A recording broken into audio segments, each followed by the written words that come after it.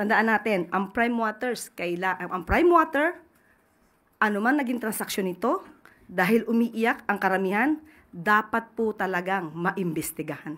Ma'am, first po on VP Sara Duterte's comment regarding the Prime Water probe.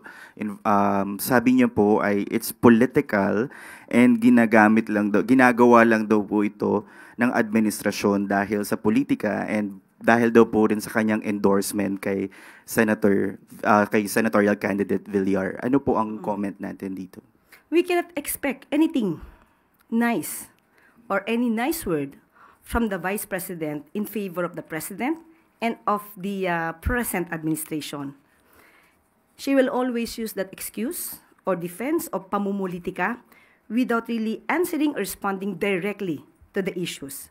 Unang-una po, since 2023, nung pumutok na po ang patungkol sa confidential funds at na ito ay nagasto sa loob lamang ng 11 days, yan din po ang kanyang nasabi.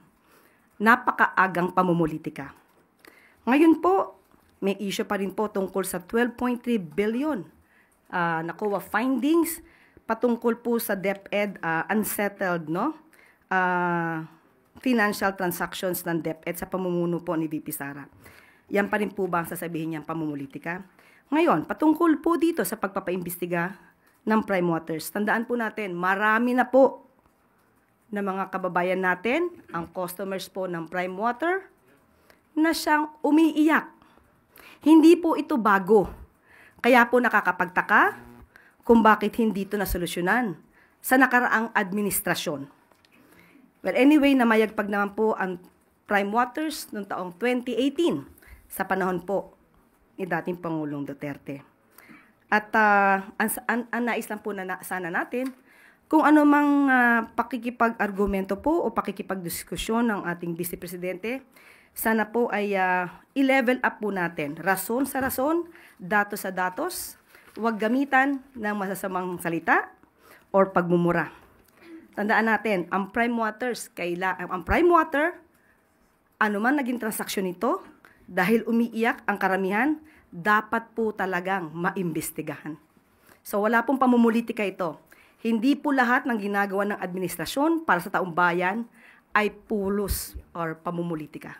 Kailangan pong trabahuhin, obligasyon po ng gobyerno at ng Pangulo na tugunan ang lahat ng hinaing ng taong bayan.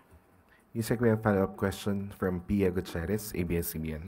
Mamingi lang po ng details dun sa investigation. Which agency will investigate Prime Water at kailan po ito magsisimula? Nag-start na po. Ngayong araw na to. Ang luwa.